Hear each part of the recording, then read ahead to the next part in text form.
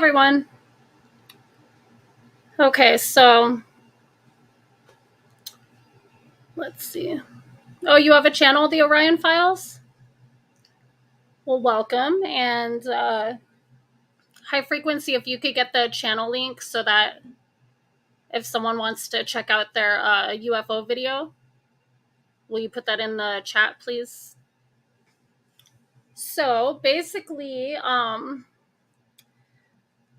I wanted to come live tonight and talk about the Jacqueline and Trezell West trial that's been going on this week.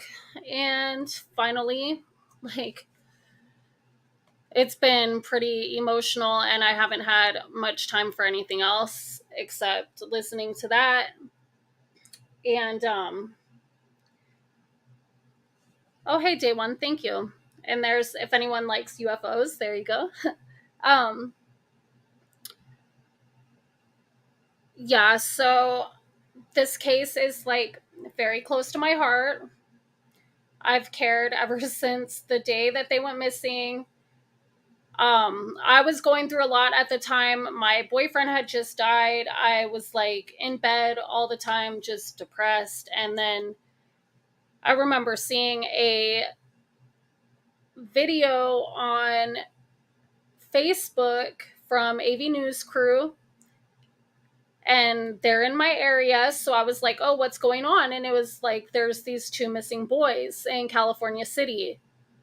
And I was like, oh shit, that's not good. And I think it made a connection with me the most because the first thing I ever saw on this case was the biological mother who had lost custody of her two children, and they were adopted out. And the first thing I ever saw was her interview with the news. And it broke my heart because, first of all, I've dealt with DCFS before, and the feeling that a mother has when somebody comes into their life and says you're not fit to be a mother. If you actually love your child or your children, that's like the most devastating thing that can ever happen. And just a little background, because they don't really mention this in the trial, because we're gonna watch the opening statements and stuff. But the biological mother, lost custody of her first son when he was about 7 months old, I believe. He had a broken femur. She didn't know at the time. She was at work when it happened. From what I understand, it was an accident where another child had jumped on top of him or something.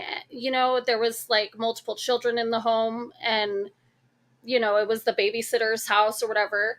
Well, mom gets home from work and says, hey, my kid keeps crying. There's something wrong with him. I better take him to the ER, like a good mother does, right?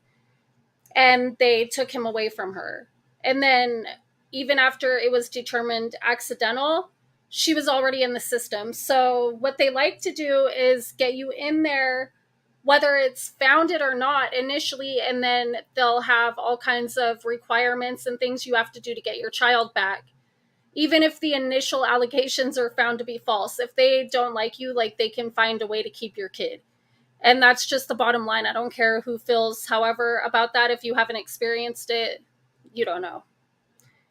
I mean, I never thought in a million years that I would have had my child taken away from me, but I did for 13 months because his dad lied about me or exaggerated shit.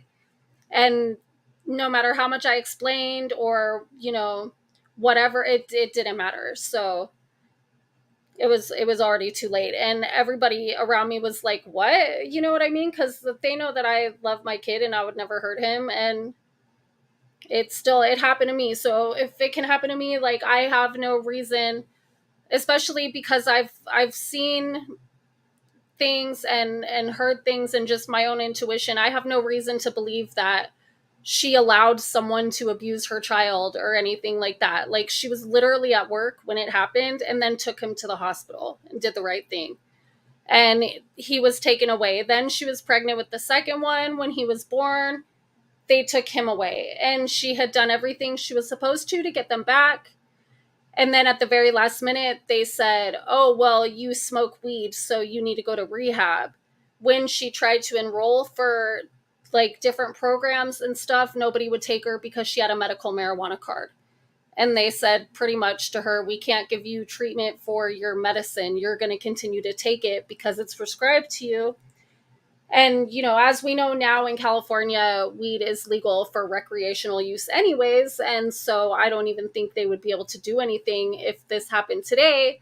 So it's unfortunate that it happened. And, you know, I think what they got taken away from her initially in 2017, 2018, something like that. So, you know, it's really unfortunate that the laws were the way that they were back then, and that they were able to basically railroad her into not being able to get her children back.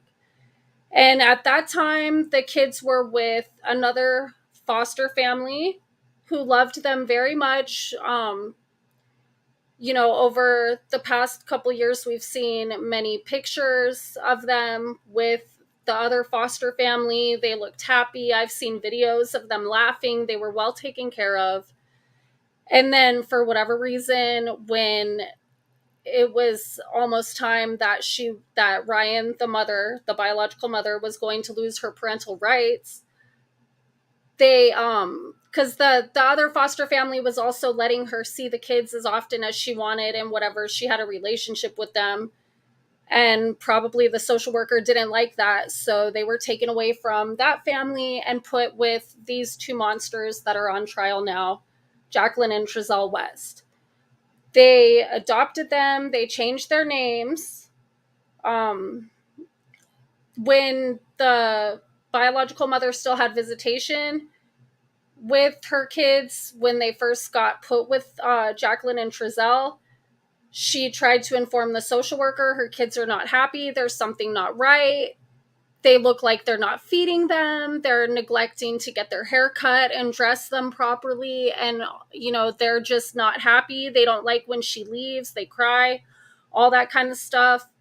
When it wasn't like that with the other foster family, you know, like this is clearly a difference. It's not like they've always been like this. Like this is something new, right? And she's trying to tell the social worker and nobody gave a shit. So we see where that ended up. Like she knew that there was something wrong with them being with that family, and it didn't matter. Nobody listened, and now they're gone.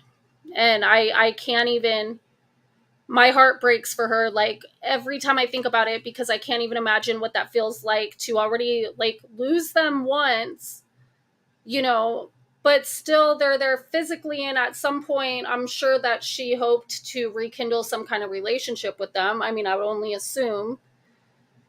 And now there's no chance of that because of these pieces of shit.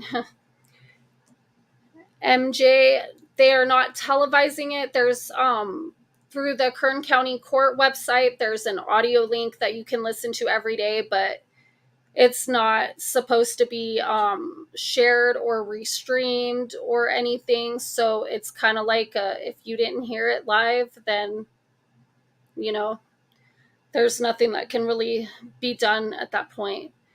So I thought it would be big too, but I mean, at the same time, it never got a lot of media coverage like it deserved to begin with.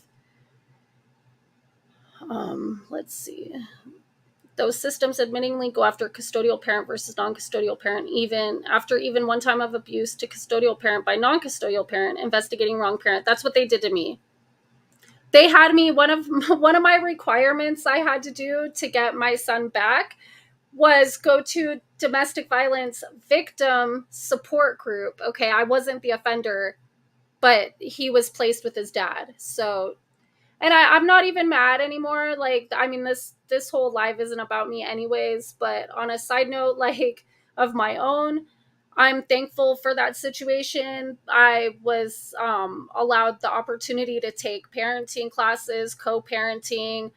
I had a year of one-on-one therapy. I did anger management courses. I had the domestic violence victim support group where I learned that there's all kinds of different abuse and control, not just physical abuse, which I used to justify the way that people treated me and just say, well, they don't hit me, so that's not abuse, even though it can be emotionally abusive.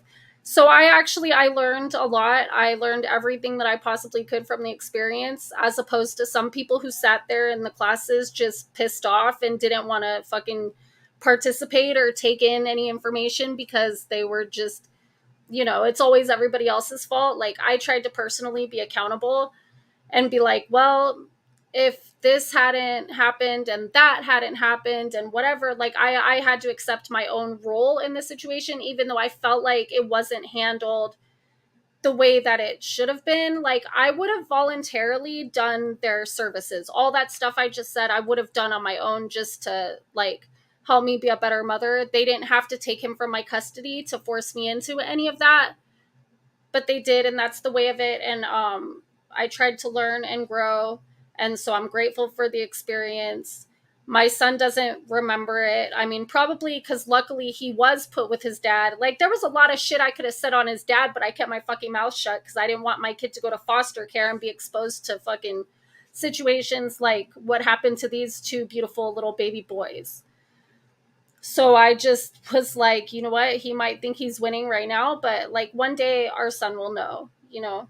And he does. Like, my son knows the truth of everything, and he's not emotionally scarred from it or nothing, thank God. So, I'm grateful for a lot of things in that experience, though I wish it never happened. I'm kind of glad that it did in a way. I don't know if that makes sense, but yeah, so coming from that as my kind of background, like, I felt just so bad for Ryan Dean, the biological mother of Sincere and Classic, which are their birth names. Jacqueline and Trezell changed them to Orrin and Orson West. And from the trial so far, from their own testimony and the things that they told cops during their first interviews and stuff, it was clear that they almost treated the boys like dogs or something. Like, they kept them separate from the other kids, like almost like they were infected or something. Like, it's so gross, dude. The shit that comes out of their own mouths, like, that's acceptable. Like, she would tell the other boys, just pretend that they're not here, and like, just weird shit, man. They had shown these pictures of them that you guys will see, because I'm going to play the court TV recording of the opening statements. They showed the last known pictures of them, and it's no wonder that they were not used on the billboards and flyers and news for their missing photos, and such old pictures were used because they look sad. And the picture of Classic, the younger one, looks like he was in trouble and like someone was spying on him through a cracked doorway. Like, it's really weird. You guys will see. Just, it's not okay. It's not okay how they were treated. It's not okay that nobody cared when Ryan noticed it and tried to say something. And nobody did anything about it. It's like, these people were getting $4,000 a month for the 4 kids that they had adopted. That's clearly the freaking motivation, because even Jacqueline's mom didn't know their names. So they clearly weren't treated as if they were part of the family, even though they were adopted. It's like, it's just so frustrating to me. And I mean, it was obvious from day one, the first time that they did an interview on the news, that they were guilty as fuck. And so right now, I would like to show you guys, like, I turned off the ads or whatever for my video. So hopefully I don't care about all the fair use shit. And if it gets like monetized or whatever for me playing someone else's content, hopefully it doesn't just like turn off on me how it does sometimes when people play copyrighted shit. Cause I kind of just want to play it through. I might stop it once or twice, but I'd almost rather you guys are just able to see the entire opening statements without interruption, in case you haven't seen it. So I'm just pretty much probably going to play them all the way through. If for whatever reason goes off screen or black screen and stuff, like I'll fix it and come right back. So just so you guys know, because I don't really want to do the every 2 seconds like pause and give commentary when that takes away from, I feel like, the entirety of the statement. So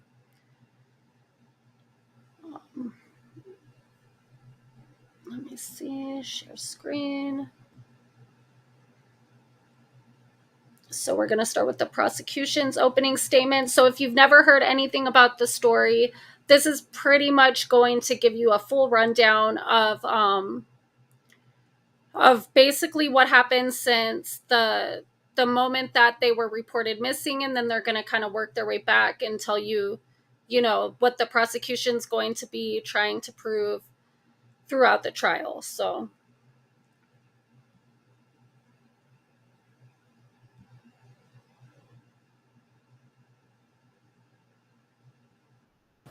you have the charges read to you in this case, essentially the murder of Orrin and Orson West by Trezell and Jacqueline West. That's the essence of the charges in this case. Orrin and Orson West, there's your photos.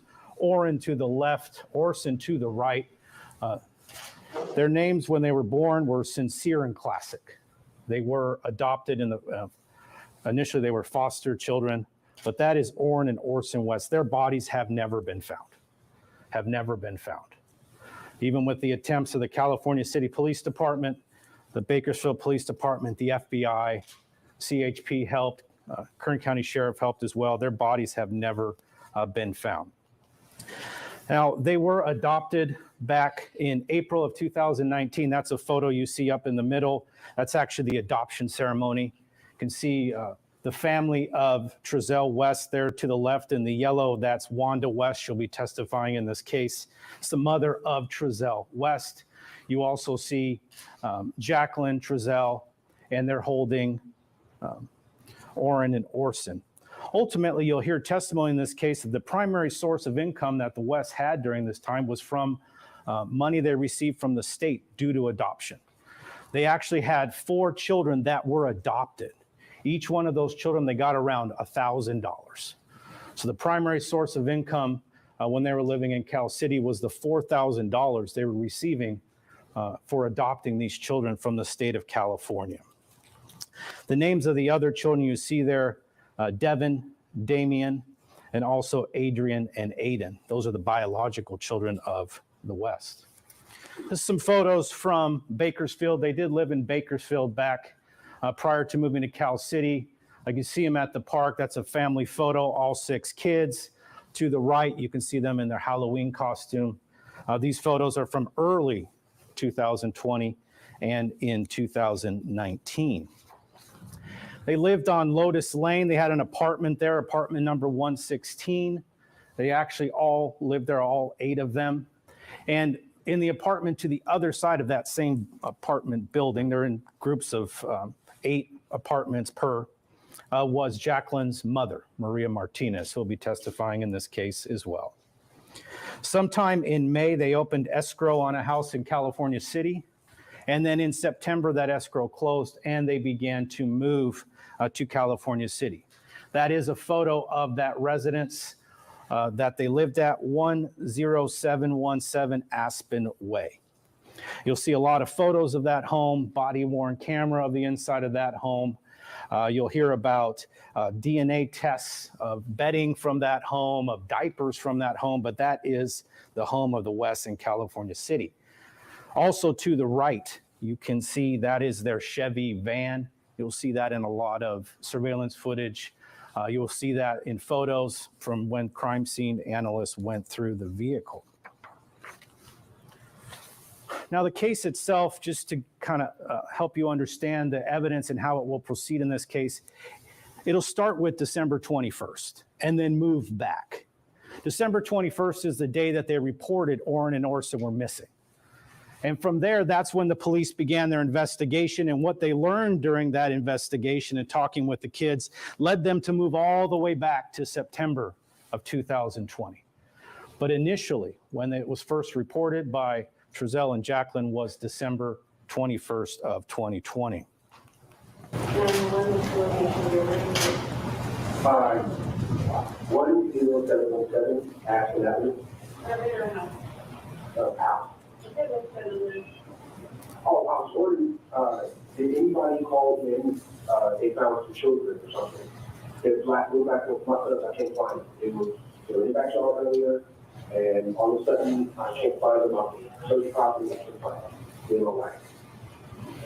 No, how long has it been going for? It's too dark outside. Maybe, I don't know. I can't When was the last time you saw that? I was outside just looking from the lot next door, so I saw them about 20 minutes ago maybe, but they outside playing around in the yard. 3 and 4. What part of the building they were in? So, the youngest was wearing, black sweater, black sweatpants, and the oldest was wearing, black sweater, black shirt, black sweater, long sleeve sweater, and some gray sweatpants. All right, that's the initial call that was received that came in at 17:41 hours. That translates to 5:41 p.m. Officers were dispatched at 17:46 or 5:46 p.m. They were on scene at 17:48, which is 5:48. The officers that responded were Lieutenant Hightower, Officer Brian Hansen, Officer Anthony Cabriolas, Officer Joshua Flores from the California City Police Department. They all began to search for Orrin and Orson. What are their names? Orrin and Orson. Which one's the trio? I'm sorry, say it again. The trio, which is his name? The 3 are all, he's Orson. O-R-S-O-N? Yes, sir. And Florida? 4. O-R-O-N? Yes, O-R-R-I-N. R-R-I-N, okay. So that's who they were searching for. They received this information from Trezell. They show up on scene. They know they're looking for a 3-year-old and a 4-year-old. Now, just to give a sense of kind of what we're looking at, this is in the area of the home at 10717 Aspen Avenue. The area he's speaking about playing in the backyard, you can see it here. And there is actually a fence in the upper northeast corner of that yard. And that'll become relevant as we go through this. Let me move this, I apologize. There's a fence in the upper northeast corner. That'll become relevant because that's where Trezell West is saying Orrin and Orson, a 3 and a 4-year-old, exited late that evening from a cement slab on the backyard. So police came, they began to search the home, they began to search the lot next to it, and there was no sign of Orrin and Orson. As I was saying, there is camera footage from a house to the west. This is the footage, and you're going to see a lot of it. You're going to see hours of it. But this is the footage from the house that's at 10649 Aspen Avenue. This is the west residence off to the east of the home. This is when police actually show up. That's Brian Hansen, and you can see Jacqueline and Trezell as they come to approach. So that's the police. They come, they hear what they have to say. They begin to look for Orrin and Orson. They look in the neighborhood. They look in the house. They look in the yards next door. And there was no signs of them anywhere.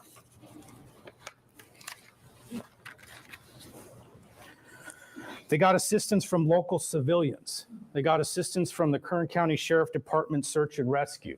To the right of that slide, you can actually see the flight path that the CHP helicopter used as it did circles in the sky, further and further away from the home, looking for Orrin and Orson all the way into the desert. And there was no sight of them. There was agencies from all over that were assisting, people all over that were assisting. They had to call CPS. This is from a CPS referral. There's so many things going on. There's even miscommunication that go on. You'll see in this, and this will be evidence in this case, that there's mention that there is video footage of the 2 children walking down the street. There's no footage of them ever walking down the street. You'll hear from officers that combed for surveillance footage. At no point was any footage found that had Orrin and Orson walking down the street. The video I just talked about, the house to the west. Again, we're going to see a lot of it. see that there is no cars that drive up, no people that walk up to that home, nobody that could come and abduct Orrin and Orson, and there is no footage showing them walking away from the home. California City Police, that when they were out there that night, they went to the neighbor. They tried to look through their surveillance footage. They went in the area looking for other people that had any camera footage. Just want to play this next portion. This is initially kind of the information they were getting from Trezell. There, you work in that corner, you're back facing the back of it. Yeah, yeah, well, yeah. No, You just going to wood in this area. Here, but you know, here, I was so happy. Okay. So there, you're right there, you're going to go over and when did you enter back from the fence? Yeah, I was gonna get that. Okay.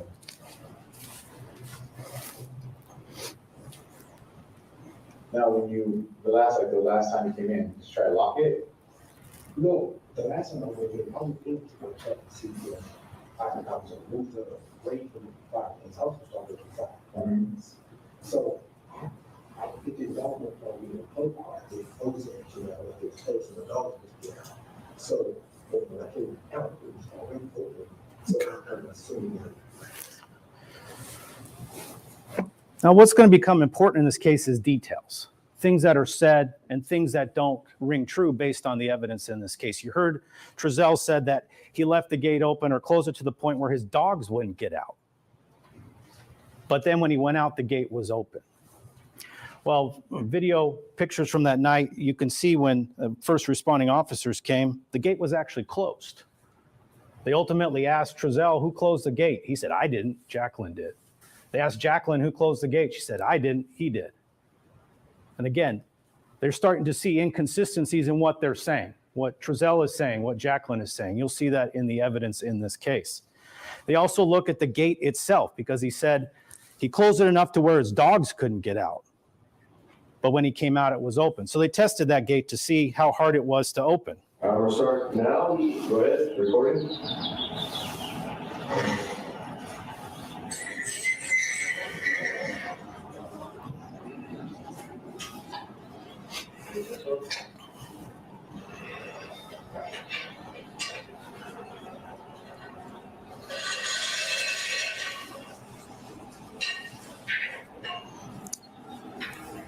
Again, these are 3- and 4-year-old that are supposedly opening the gate. You just saw that it took a grown man some effort to even open. So again, they're noting inconsistencies in what Trezell is saying, in what Jacqueline is saying to them. They were said to be on the cement slab. There was drawing with some chalk. They did see chalk on a cement slab, but Officer Hansen also noted that there was no children's footprints, anything consistent with children's footprints in the dirt. He did see footprints consistent with an adult, but nothing consistent with a child walking through the dirt that was between the cement slab and the gate that led out to the field. This is just a kind of overview of the surveillance footage that they either viewed that night or were able to recover in the following days. Jesse Dobbins, he will be testifying in this case. He lives across the street at the time. He had a Nest camera on the front of his house. He didn't have the full service with Nest, but he had a camera. And that camera caught some activations that night. And this will become important as it relates to the timing of it. There was an activation at 5:12, at 5:38, and at 5:51.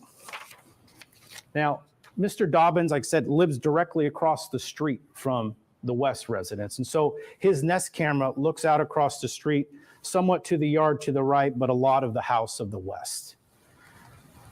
You will see based on the surveillance footage that 5:12 is consistent with the time that Trezell was out getting wood from the yard next to it. 5:38 is consistent with the time frame of when Trezell returned from searching for the kids. 5:51 is consistent when law enforcement arrived on scene.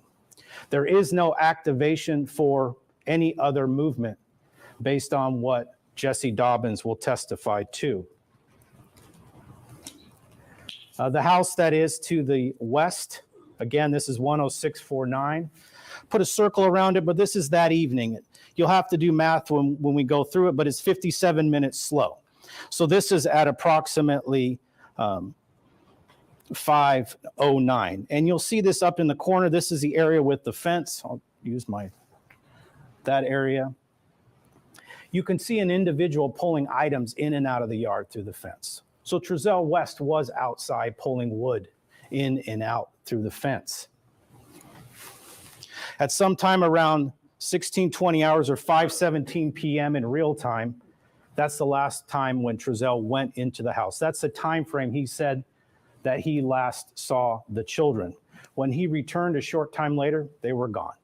That's where you're going to hear Mr. West say in this case. After searching for approximately 10 minutes in the home, you will see that he enters his van and begins to drive around the area. At about 6 minutes later, he returns from driving, goes in the house, and that's when the call is made that you heard earlier. There's also footage from a neighbor that lived to the northeast area on Rome Beauty Drive. Mr. Robert Avalar, he will be testifying in this case. That's footage from his home. It looks out towards the desert area, which is near the end of Aspen Avenue. He said that evening, you can see a picture of him to the left. This is Mr. Avalar here. He was outside. He did not see any children walking into the desert. There's also footage that was recovered from 108th Street. It's a white rectangle where showing the coverage of a Ring camera. That's Mr. Trezell West's van driving around the neighborhood. Now, again, it's the inconsistencies which lead the officers to investigate, which keeps them talking to Jacqueline and Trezell West. They search the backyard. This is another look of the backyard facing the home. And based on some statements by Jacqueline, they actually take a cadaver dog out into the backyard. And you can see the dog there, that's Sadie. She does note that there is something there, but what her handler says is it was confused interest. But nonetheless, based on what Jacqueline said to them, a cadaver dog was taken out there and had some notification based on what that dog smelled. Now, the FBI went through that yard, went through the dirt, dug, all those things. No bones were ever found. No body parts were ever found. But the dog did alert or have confused interest at that location. Now, what truly began the investigation, you'll hear this through Officer Hansen and also the other 4 children of Jacqueline and Trezell. When they were spoken to the early morning hours of December 22nd, 2020, it's what they said that led to the investigation. To your left, that's Adrian. That's the oldest biological son of Jacqueline and Trezell. He was 10 at the time. He was asked specifically about December 19th, because that's when they had gone to Wanda West's house, the grandmother's house. They were not home the evening that Jacqueline and Trezell reported Orrin and Orson missing. They were actually in Bakersfield visiting family members. So they were asked, were Orrin and Orson with you when you came to Wanda West's house in Bakersfield December 19th? Adrian said no. He was interviewed multiple times. You'll hear this through a Sonia Barton and also Adrian, that his mother had told him that Orson and Orrin were over at his grandmother's, or Maria Martinez.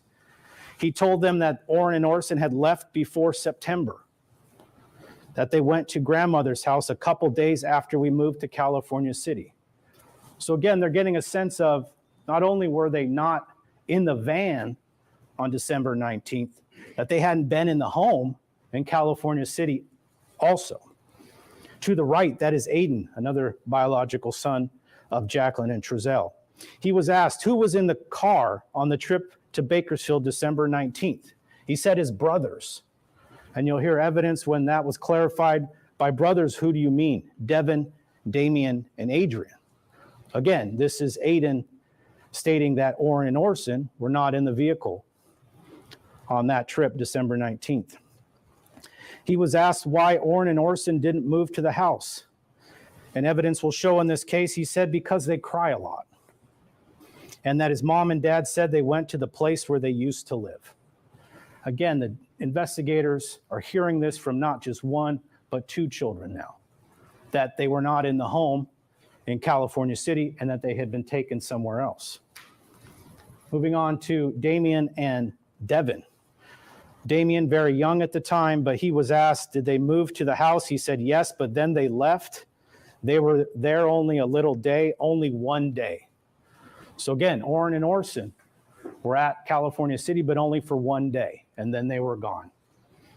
So at this point, there's three children of Jacqueline and Trezell saying that Orrin and Orson were at California City only for a short period of time, or not at all. Moving on to Devin. He was asked, when's the last time he saw Orrin and Orson? He said at the apartment. Again, the apartment's in Bakersfield, not in California City. Asked if Orrin had gone somewhere else, he said, Orrin went somewhere else. He went to mom's grandma. So again, four children of Jacqueline and Trezell, all four said that they were not with them when they went December 19th, and they hadn't even been with them in California City. This is a Facebook post that you will see related to Jacqueline West. This is the day after, I'll go back, the day after these interviews of the four boys. The next day, or that same day, they were informed essentially what Adrian, Aiden, Devin, and Damien had said. And this is a message that she sent to Wanda West, who had contact with the boys. Jacqueline said, please tell them we love them and miss them.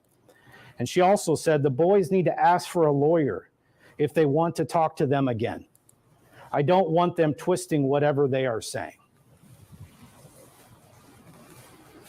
So the officers take that information September 19th. They began to look through the footage. They began to look at that van to see, can we see if any kids are getting in? Can we see if 4 are getting in? Can we see if 6 are getting in? What can we see?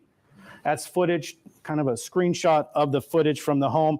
You can see on December 19th at 11:35 plus 57 minutes, that's when people enter that van and drive to Bakersfield. Ultimately, the question will be up for you as jurors, how many children entered that van that day?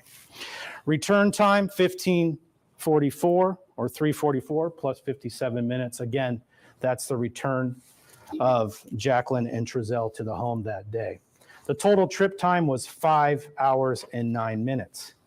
Now, you'll hear testimony about that trip, where they went. They went to a home on Potomac, 1109 Potomac. That's Wanda and Philip West's home. And from there, they went to Strata Credit Union, which is on Truxton and South H Street. They then took Wanda home because she had gone with them to Strata. They went to a gas station and to Superior Grocers before they went home. So that's just kind of a list of all the places they went. At none of those places, on any of the surveillance footage, were Orrin and Orson ever seen. You'll hear from Wanda. She'll say she didn't hear the kids in the car. She didn't see them. She didn't necessarily look for them, but she didn't see them in the car. So Wanda West, who got in at the home at 1109 Potomac, all the way to Strata Credit Union, all the way back, at no point being in the car did she hear Orrin, did she hear Orson, or did she see any evidence of them in the car. This is that van. I circled it going to Strata Credit Union, again, Truxton and South H. This is Jacqueline and Trezell at the Gasco. That's at East California and Mount Vernon. Again, no sign of the children. December 19th, this is Superior Grocers. That's on Union and East California. I circled that Chevy van. It's quite recognizable, the van itself. We'll watch the video from that. It's there for about 20 minutes. At no point does Orrin and Orson ever exit that van, or are they seen? Now, moving forward to December 28th. At that point, the oldest son of Jacqueline and Trezell is re-interviewed by Sonia Barton. Who is Sonia Barton? She works for CPS. She's not a law enforcement officer. She interviews children. That's what she does. But on that date, she speaks to Adrian. That's a screenshot of him there sitting on the couch, December 28th of 2020. On that date, he told Sonia Barton that while they were still living at the apartment in Bakersfield, he heard noises in the night coming from Orrin. The first person to find Orrin in the morning was his parents. What he saw was Orrin. His color was fading. There was throw up coming out of his nose. And ultimately, he died at the apartment there on in Lotus Lane in Bakersfield. He told Sonia Barton, and also later in his testimony, that Trezell and Jacqueline did not call for any medical care for Orrin. Trezell went to grab something that looked like some form of medical device, maybe a stethoscope, but ultimately they didn't discuss getting medical care for Orrin. They let him die. What they did is they discussed keeping it a secret. Adrian, both in his interview and ultimately in later testimony, they asked him, that being Jacqueline and Trezell, if they should tell somebody or keep it a secret. And what you'll hear testimony is through Adrian is that he knew if they told somebody, they would be taken away from their parents. Now, as for Orson, again, this is based on what you'll hear in evidence in this case on Adrian's prior statement and testimony. Orson was in California City for about 4 days. At some point, Adrian heard a loud thud in the night. The day prior to hearing the thud, Orson was there. The day after the loud thud, Orson was gone and he hasn't seen him since. He believed that Orson was taken back to his grandma's. Now again, the time frame of that interview with Sonia Barton, that's December 28th. This is a call that was heard between Jacqueline, Trezell, and Adrian about 1 week later. We're trying really hard to get there back. We really are. But some things were said, and we just got to prove them that it's not true, you know? And look, I just want you to know, you don't have to talk to anybody if you don't want to, okay? I don't want nobody to tell you what to say, nothing like that. You don't have to talk to nobody. I know they've been asking you a lot of questions, but if you don't want to talk to them, you don't have to, baby.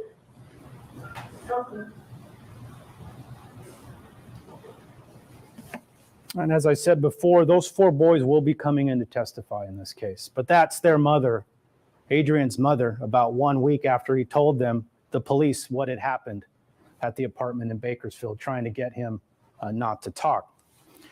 Now, again, based on the information that they received, the officers began to go back and see if they can interview anyone that did see Orrin or Orson. They talked to the realtor, Robert Dees. He had gone out there prior to the West moving. He remembers seeing 5 children. He also specifically remembers 4 boys playing and 1 boy was mad, kind of with his arms crossed. He ultimately identified Orson as being there, but he only saw 5 children at California City.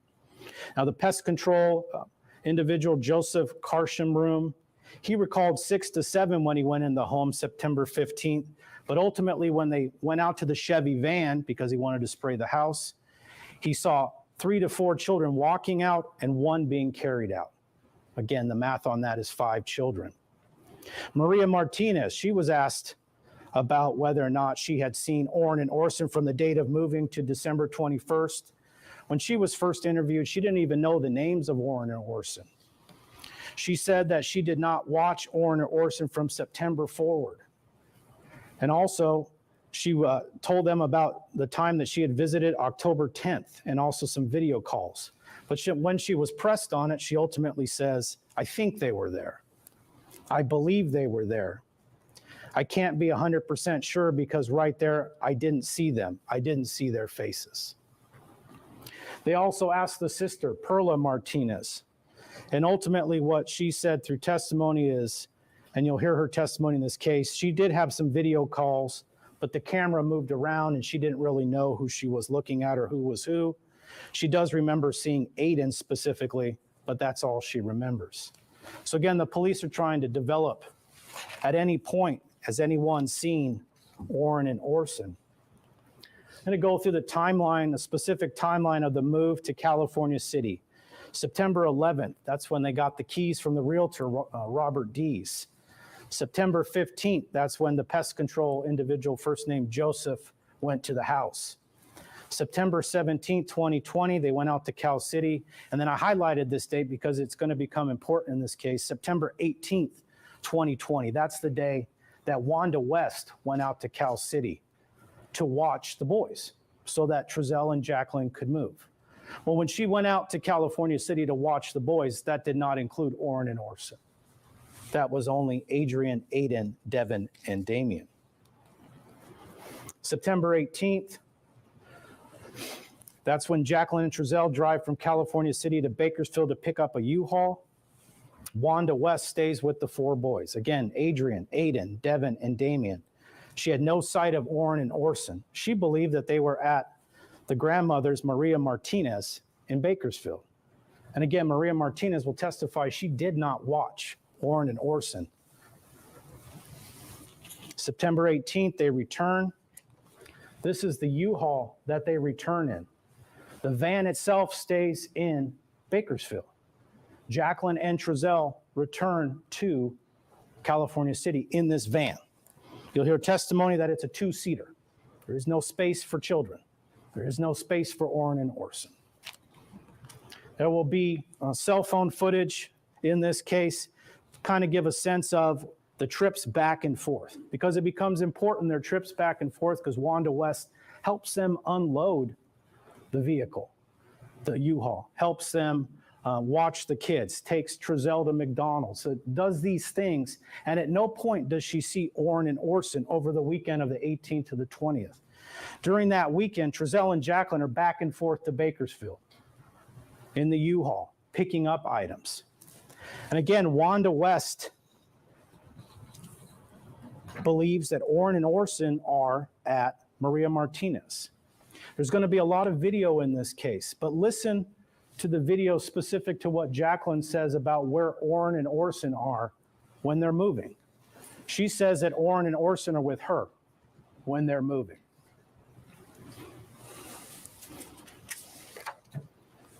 This is just showing some more back and forth between Bakersfield and California City. Ultimately, again, September 19th and 20th, Wanda and the four boys helped Trezell unload the U-Haul. Again, no sight of Orrin or Orson.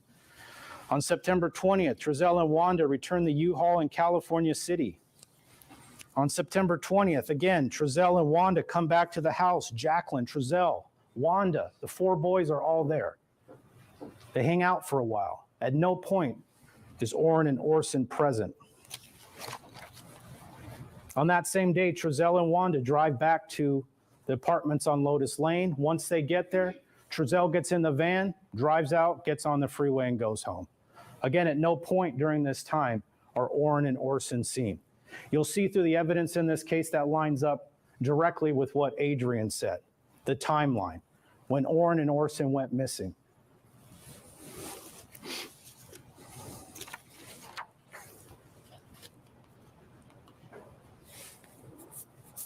July 25th, 2020, this is a photo of Orrin West. This is the last known photo ever taken of Orrin. It's recovered from the cell phones that were seized in this case. This is the last known photo of Orson, taken in the apartment at Lotus Lane, July 25th, 2020. Now, during one of the interviews, and it'll be played for you here, Jacqueline West talks about how she talked to her kids about Orrin and Orson. She said, "I told them, pretend they're not here. Just act like they don't live here. Just go do your work." She talked about what she did with Orrin and Orson. "I always keep them separated. I keep them separated. I focus mainly on schooling while they're playing. They don't really play together. But they have played together. I just don't know." But that's essentially what happened to Orrin and Orson. They were in that home, but they were kept separate. And then ultimately, sometime in September, they were killed and have not been seen since then. I've spoke about it, there'll be a lot of surveillance footage we look at. There will be a lot of interviews that we look at. Interviews of Jacqueline, interviews of Trezell. A lot of details that we will be going over. Things that they said, things that changed. And ultimately, the answer to the question of where are the boys will be answered. It's that they're dead. And at the end of the case, I will ask you to return a verdict of guilty beyond a reasonable doubt as to Trezell and Jacqueline for the murders of Orrin and Orson West. Thank you. That happens in every trial. No matter where your database is.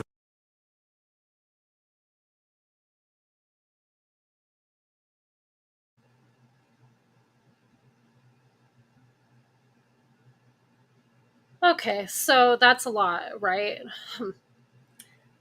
There's like so many things that bother me about this, how they're telling everyone essentially a different story. You know, Jacqueline's mom says she was never watching the boys. She didn't even know their names.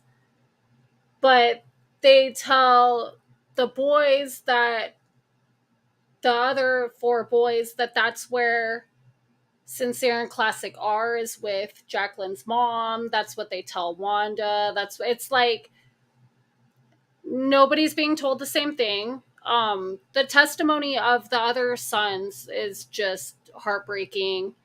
To think that there's 4 little boys out there who watched one of the 2 boys die, basically, and they had enough sense to know that they should call for help, and yet they were told that they're not going to call for help, that instead they can't tell anybody about this or they will be taken away from their mom and dad.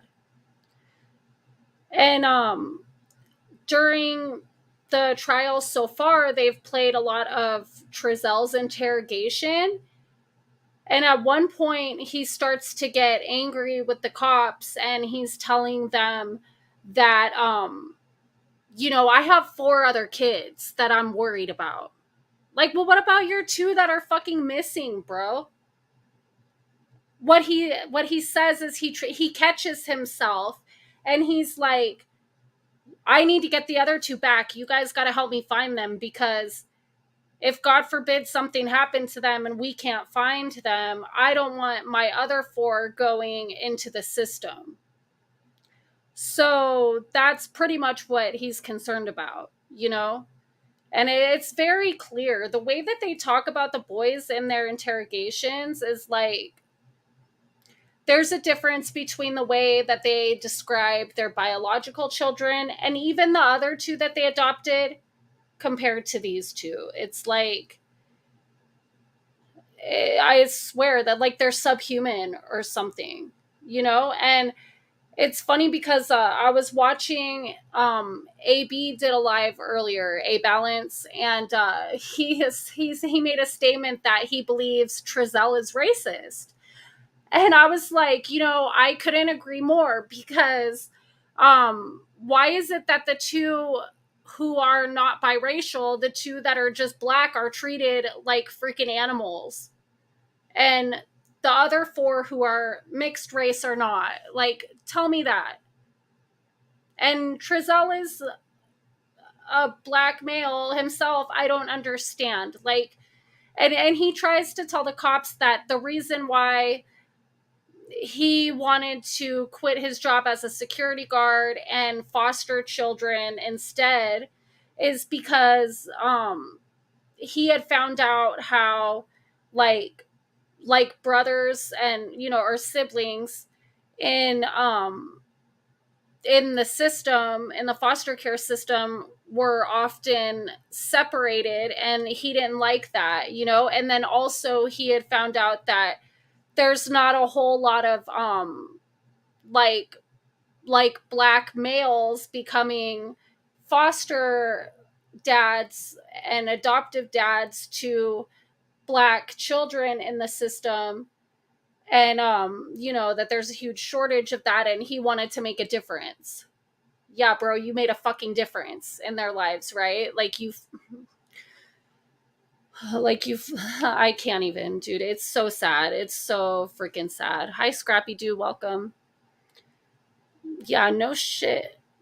No shit, Marlena. He did talk better about his dogs than the boys. He was like, oh, there's no way that I could have left the gate open because my dogs would have gotten out. And that's what I'm saying. Like they planned this out for a minute, like how they were gonna call and tell the cops that the boys were missing and stuff. But at the same time, there was a lot of holes in their shit because you would think that they would have kept the dogs in the house while they were going through these motions of the wrapping presents and the firewood and all that shit, because if the dogs were outside with him, why didn't they escape? But yet the boys did somehow. Like there's just, I mean, and these are all red flags that we all picked up on from day one. And I'm glad that the cops did too, you know, because there's a lot of us I know who have sat here and thought that the cops didn't do their due diligence, that maybe they weren't investigating good enough, that they were just letting them walk free and we didn't understand. But it's good to know that, like, from the moment they arrived on scene, that they did notice things like they noticed that there were no sippy cups in the house. They noticed that there were no dirty diapers in the trash. They noticed that there were no footprints that are a child's size, like they were saying, in the backyard. There was a lot of things that they picked up on literally right away that let them know there's some shit not right here. And Arizona Traveler, do they have physical evidence? Well, I think a lot of it is circumstantial, unfortunately. They have certain things like physical evidence is going to be, you know, like they don't have bodies, so they don't have like physical evidence in that way, but they do have like how they were showing the text messages, and then they have a recorded call and stuff where Jacqueline's like telling Wanda, Trezell's mom, get the boys a lawyer if they try to talk to them again. And also there's a recorded call of her talking to her boys saying, you don't have to talk to anyone if you don't want to. You know what I mean? Because apparently they had gone over this and the boys didn't listen and they talked to the cops anyways. Thank God. Thank fucking God that those little boys have a fucking conscience, unlike their parents. But yeah, there's the video evidence. That's you know, great documentary evidence to show that nothing happened that night. They have surveillance footage from the places that they went 2 days before when they dropped off the other 4 boys with Trezell's parents that show they never got out of the van with them. I mean, to me, the circumstantial evidence it only confirms, you know, what we all could tell just from their fucking shady ass interview. Let's see. Didn't the other kids also tell authorities? Yeah, exactly. Oh, thank you so much, September Virgo. I appreciate it.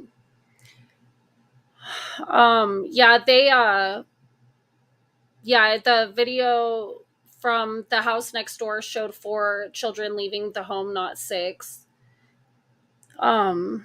Just it's a lot, dude. Like, to me, I don't see how they could not get convicted, you know?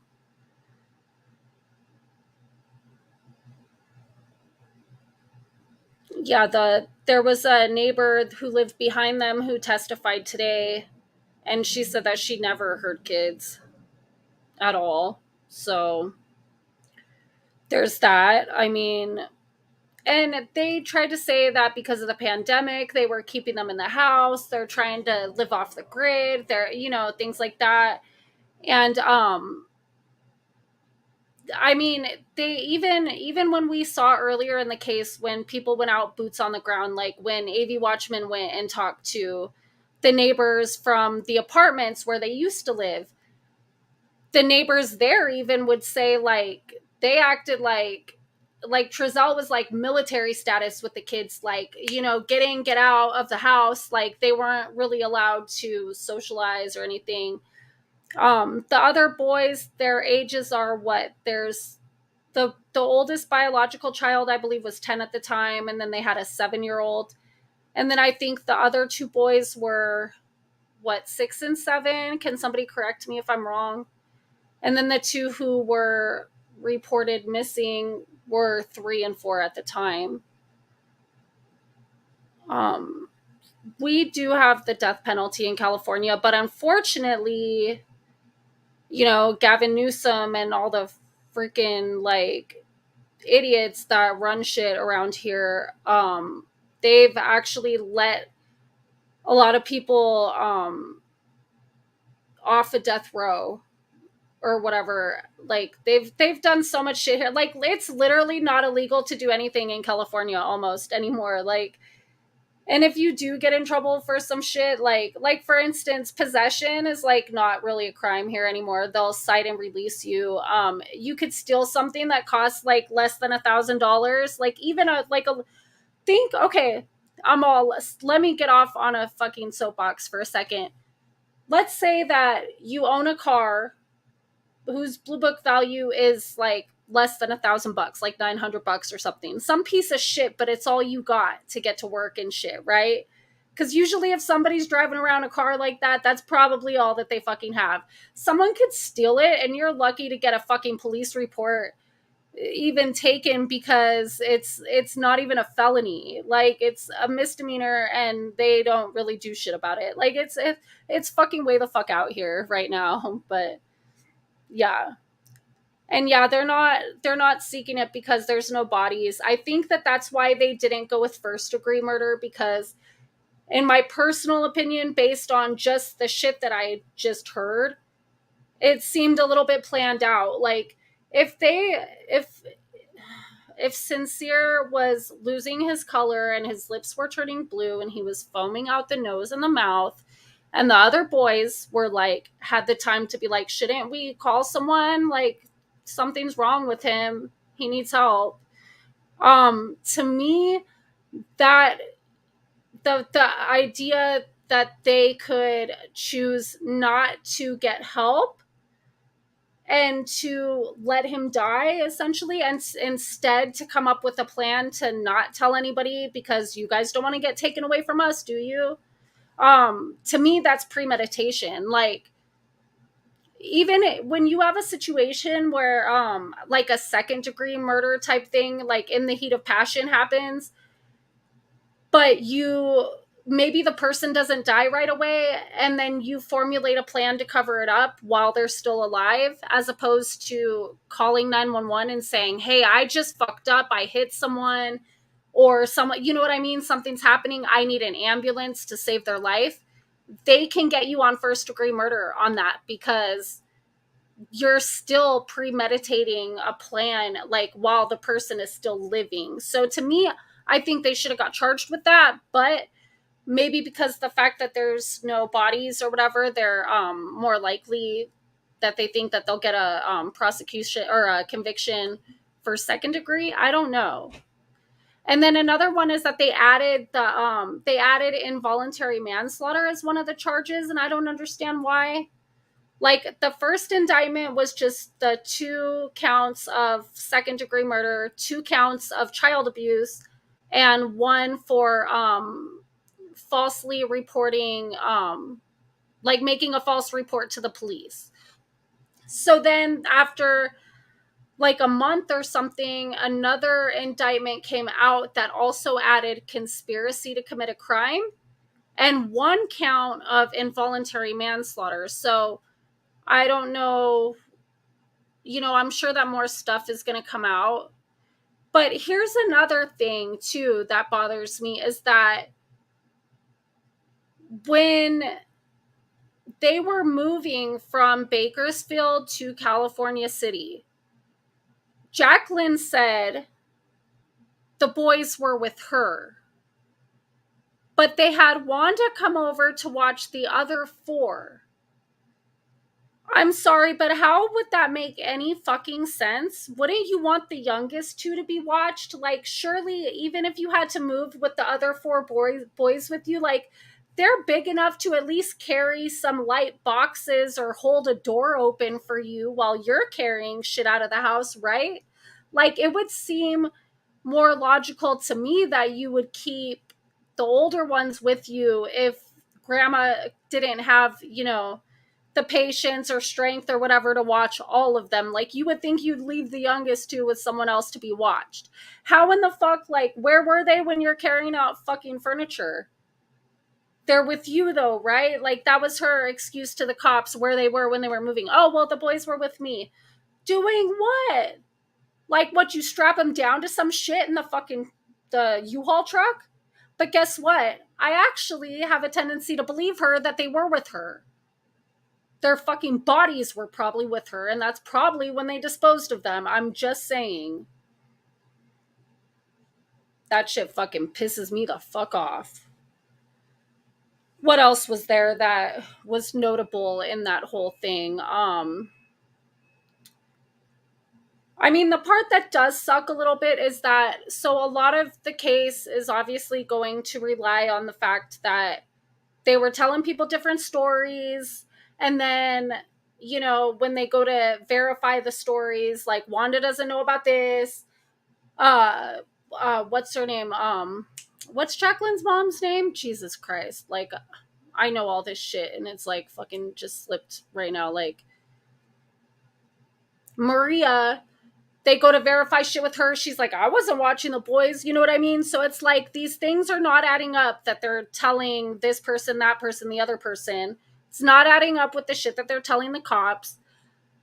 And then the other 4 boys, their testimonies are going to count for a lot of this. But we're talking about children who, the one boy said, oh, Classic or Orson, the younger one, only came to the house in Cal City for 1 day and then we never seen him again. The oldest boy is saying it was about 4 days and then he heard the loud thud and never seen him after that. And so it's like, kids don't know, you know what I mean? Like, their perception of time is off a lot of times to where they're kind of unsure about the actual details of shit. They're not going to remember exact dates. They're, you know what I'm saying? So it's kind of like we're relying on testimony of children. So I know that the defense is going to rip them apart, and it's sad, dude, that they've already gone through this and then they're going to have to experience that. And plus, they're going to have to like look at their parents in the courtroom. And it's just like, I hope that that their testimony is able to stay consistent enough, at least with what they've already said, Yeah, they were killed at different times. So basically, according to the oldest boy and what he told the cops and what he told the DCFS worker who interviewed him, when they were still right before they moved from the apartment in Bakersfield, in the morning when the parents woke up, they discovered Sincere, the older boy, Orrin, and he had been losing all the color in his skin and his lips were turning blue and he was foaming at the nose and the mouth. And the 4 boys were like, shouldn't we call someone for help? And then they were like, no, we're not calling anyone. But if you guys tell anyone that this happened, you're going to get taken away from us. So they knew that he died. But then when they would ask questions, they would tell the other 4 boys that Orrin went with his grandma, meaning Maria, who said that she doesn't ever watch them. Then they took Classic or Orson, the younger one, to California City with them when they moved. And, you know, anywhere from 1 to 4 days after they moved, he was there one night. Then the oldest boy said that in the middle of the night, he heard a very loud thud. He doesn't know what it was. He was trying to listen, but he's not sure. And then the next day, he never saw the little baby again either. And when he asked, "Where's my brother?" they said, "Oh, he went with mom's grandma or mom's mom," or, you know what I mean, whatever, like Maria, basically. So, and I just think, like, God, the fucking trauma on those kids, dude. Like, can you imagine? Okay, so put yourself in the place of a 10-year-old. And you know that you watched one little boy die and then the other one disappeared. And these are boys that were brought into your home that were supposed to be your little brothers, but you're never allowed to play with them because they're like freaking less than you. Like, they're like just treated not even as good as the fucking dogs. Like, you're just supposed to ignore them and do your schoolwork and shit. You're not allowed to go play with them or you know what I mean? Anything. And then you watch one of them die, and then the other one you never see again. And then you figure out, like imagine over time when they start to put the pieces together and figure out that this is what happened. Because now, ever since the day that the boys were reported missing, they haven't been back with their own parents, you know? God forbid, like the other little two that were adopted have already been through the fucking system once when they were taken away from their real mom. Then they're supposed to be adopted into a family with people who are, you know, supposed to love them and give them the family that they didn't have. A safe environment compared to, and who knows, that lady probably wasn't even that bad neither. She probably at least loved her kids, whatever problems she had, you know? But no, they go with these fucking people who are supposed to be a real family and treat them good and do all the things for them that families are supposed to do that they weren't getting at home, according to some fucking social workers, right? And then they get taken away from them. So this is their second time going through foster care and shit. And they're all going to have that on their conscience, even though it's not the kid's fault that they didn't call for help or that, you know what I'm saying? Like, even as a child, if I know that I always had an innate sense of right and wrong, and if some shit like this would have happened, I was very sensitive. I still am. And it would have fucking bothered me the rest of my life to know that I didn't sneak a cell phone when nobody was looking and call 911, or, you know what I'm saying? Like they're probably going to feel the weight of so much guilt on them for the rest of their lives when it's not their fault and there's nothing really that they could have done. But they're going to grow up, and when they're old enough to reason and rationalize all the shit, they're going to be like, oh fuck, what if I could have done something? Like, that's, yeah. And then God, for like, I was watching on the first day of the trial, Crenshaw Incorporated, she went live afterwards because she's been actually there in the courtroom taking notes and watching it in person. And she made like the best point ever.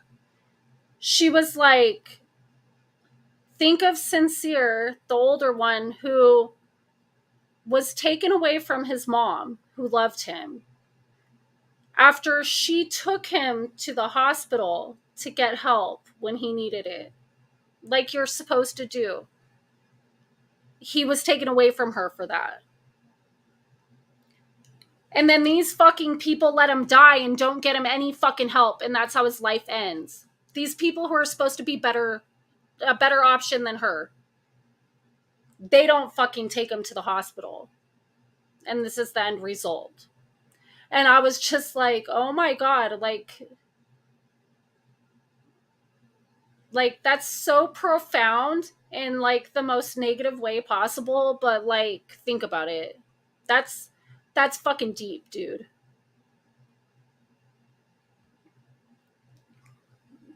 Yeah, I know. They're going to have so much trauma. Probably eating them alive with guilt, with COVID, thinking that I wouldn't have anyone to tell. Yeah, and that's another thing. They're homeschooled, so they're already like living in isolation in a way to where they don't have anyone that they could tell if they wanted to. Like, they might have been fucking so grateful that they were being questioned by the cops so that they could say something. Like, it might have been bothering them, you know? Who knows? But those poor children, I hope therapy helps in some way, because they will never be normal after this. Exactly. It's like forever. It's okay, High Frequency, because I already turned the monetization off on this show. Like, because I knew that I was going to play the court TV. I'm still going to play the defense's opening statement so you guys can see the angle that they're going to come at it with.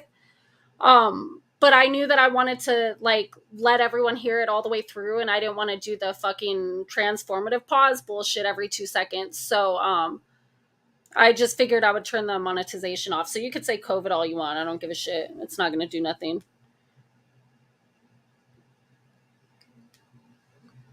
Hi, Lady Divine. Liz Hernandez says, it hurts my heart when Trezell says Sincere cried all the time. He was ripped out of 2 loving homes and given to monsters. Poor boy was traumatized. No shit. Like, wouldn't you cry all the time if you were treated fucking subhuman? Like, damn, dude, you know? Hi, Leanne. Hi, Dale C. I bet she probably didn't even homeschool the children from Looney Tune Lady. Do you know what? It's funny, too, because when Trezell was being interrogated, he talked about his biological children, and he was talking about the oldest one, saying, oh, he's so smart, he's like a genius, he's smart enough to be an astronaut, right? But then when they let him know that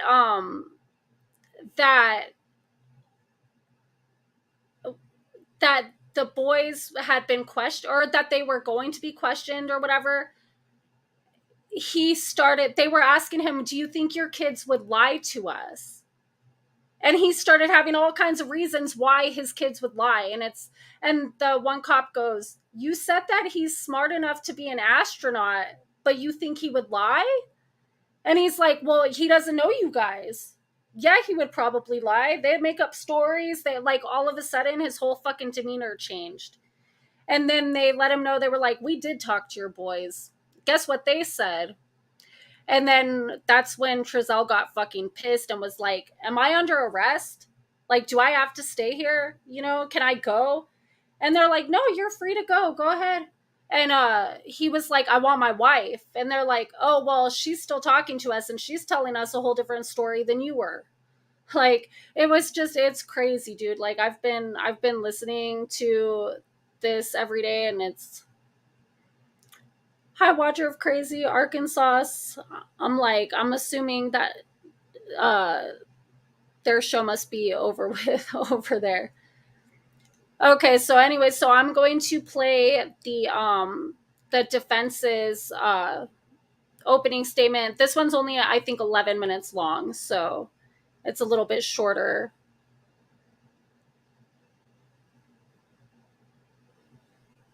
Oops.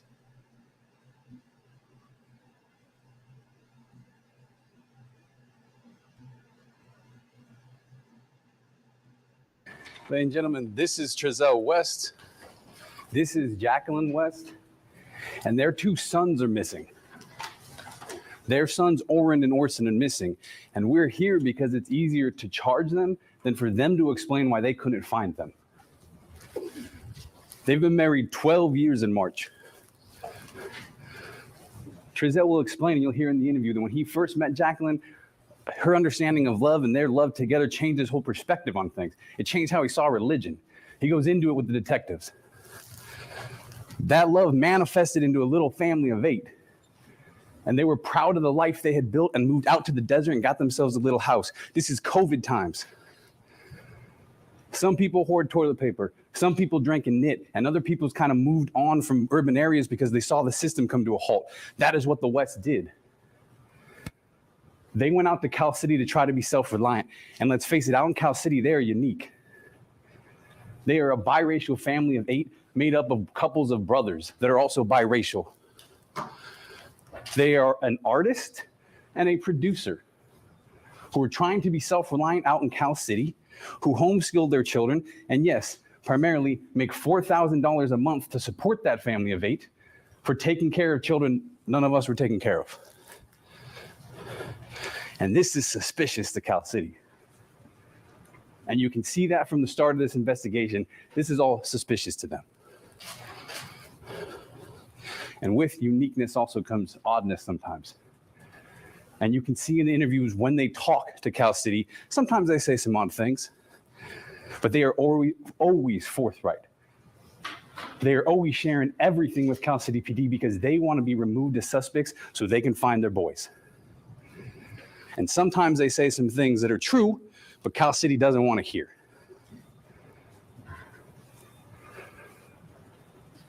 In the spirit of openness, Jackie explains sometimes she forgets their anniversary. That's a Trezell thing.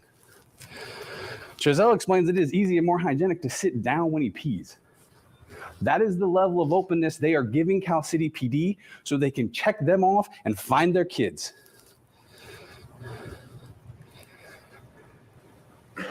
They started adopting because they heard about brothers that get torn apart in the system. They didn't know family members could get separated in the system. And Trezell, working as a security guard, realizes all he's getting done is getting paid to stop homeless people from stealing food, and decides, you know what, why don't I spend my time trying to help kids? And when he gets there, he starts to realize there's not a lot of males in the system, let alone males of color, let alone black males who are going to be fathers to black children in the system.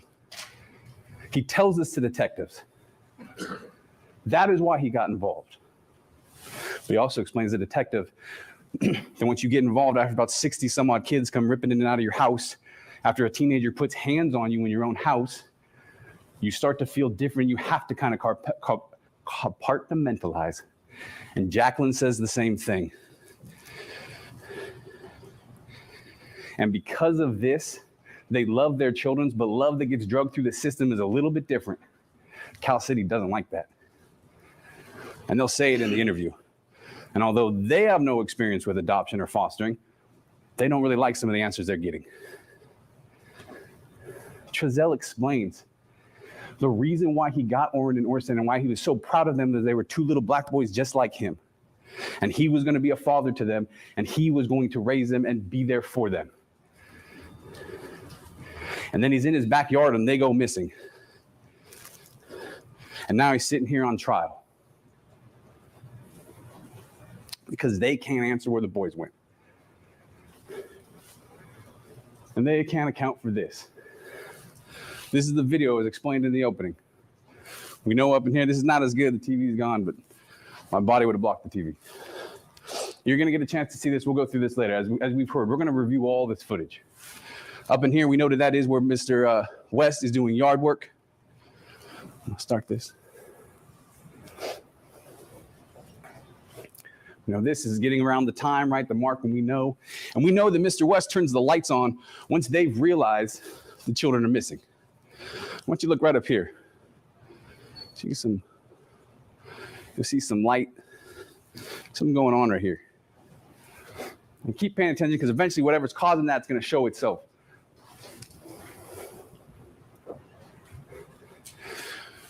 Because Mr. West says once he knows it happened all so fast, he's telling officers he thinks it might be 3 minutes, which I don't like.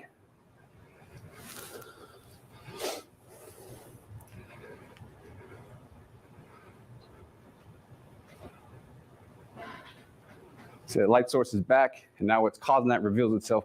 That is a car going down 108, leaving the area. This is the West house. That's a car leaving the area about at the end of the block from their house. You will now notice we're in the time, Mr. Smith pointed out, the 6:20 where he leaves to start to begin that the boys are missing. And we're about a minute out from this light turning on. So they can't explain that. I'm willing to bet most officers don't even know about that.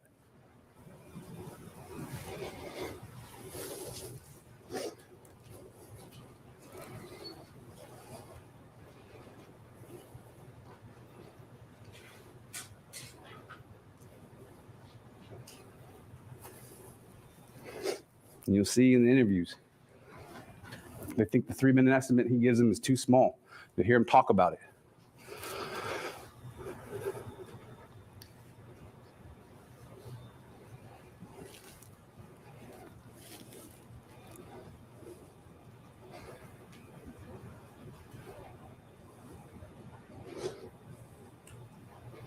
About a minute out from that car leaving,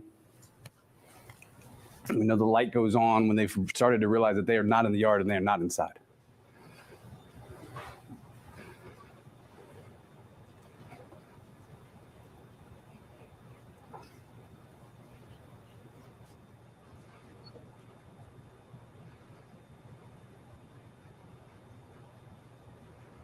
It's about a minute and a half from when that car went by. Something else they don't have answers for. There's give or take 41 registered sex offenders in Cal City. It means 41 individuals we put on a list because they are a risk to children. They don't talk to any until January 1st. That's not the 22nd, the 23rd, the 24th, the 25th, the 26th, the 27th, the 28th, the 29th, the 30th, the 31st. I'm not going to put this down, but you know the first comes next. That's when they talk to sex offenders. And all of them know. They went to 4 houses. They talked to 2. One, they talked to the person's mom. And that apparently was enough for them. And then they talked to a roommate. The others, they don't have an answer for that. Before they ever do this, they get a call from someone named Hector Rodriguez. He tells them he's got information. He wants to talk to an agent. He's worried for his safety. Tells them you need to check a house in Blythe, but I need someone to talk to me. They check the house in Blythe. They don't ever contact him. Hector Rodriguez, with that same birth date, is a sex offender in Kern County who's been out of compliance since 2009. They don't talk to him. He went to them.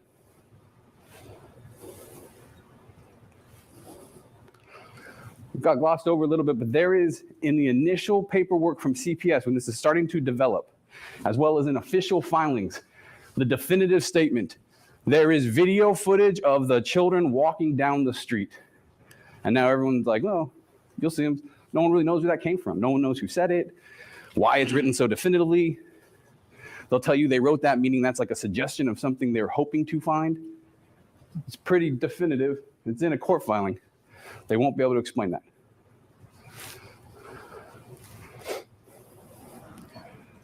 A woman in Texas called them. That's fine. Okay, we'll stop filming, we'll stop broadcasting, make sure you turn your microphone off. We'll just put the side. Thank you, Honor. All right, let's continue. Texas, a woman calls and says around Christmas time she sees two little black boys in the neighborhood. She says eventually she meets them and she is told their names are Orrin and Orton. And a man corrects him and says, no, your name's Derek. That's never followed up on.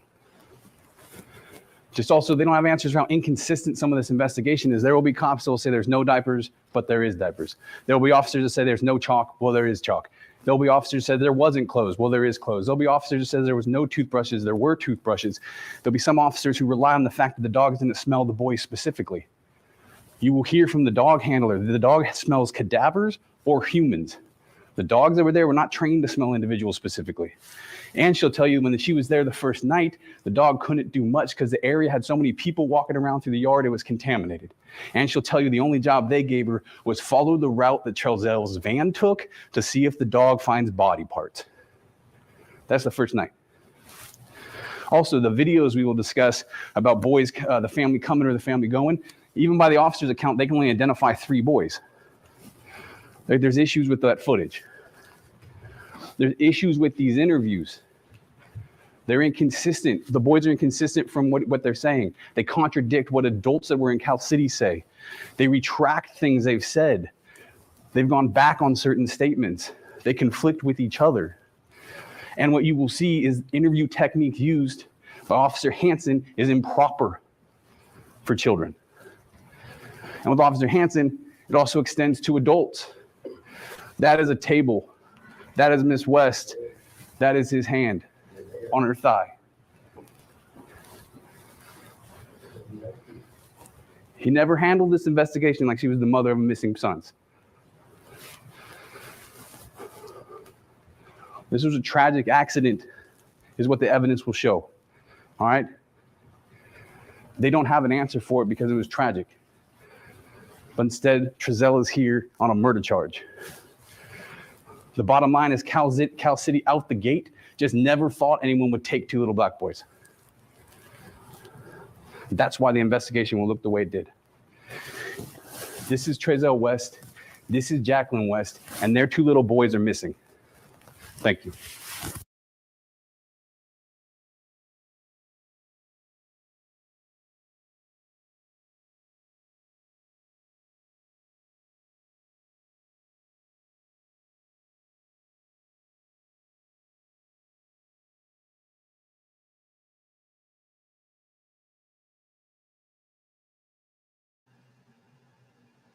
Okay, so that's basically the defense's whole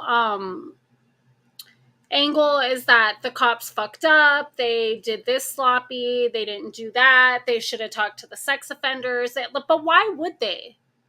They could see from the get-go that there were no boys there that went missing that day, so why would they go and talk to people that, like, you know what I'm saying? I'm sure that they did at a certain point, just because they kept getting in tips or people were asking, the public was saying this and that.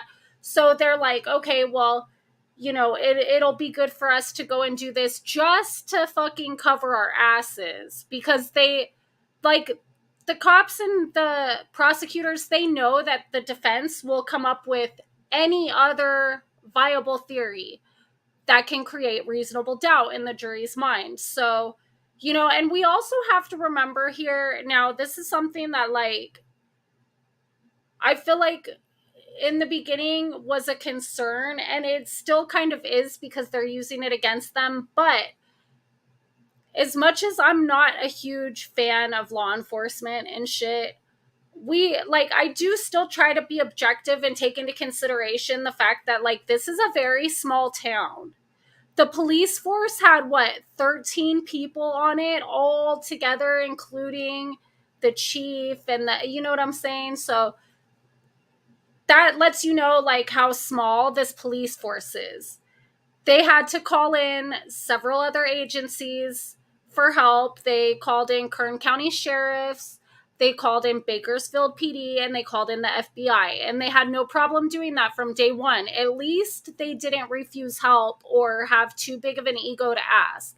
They got as many people involved as they possibly could.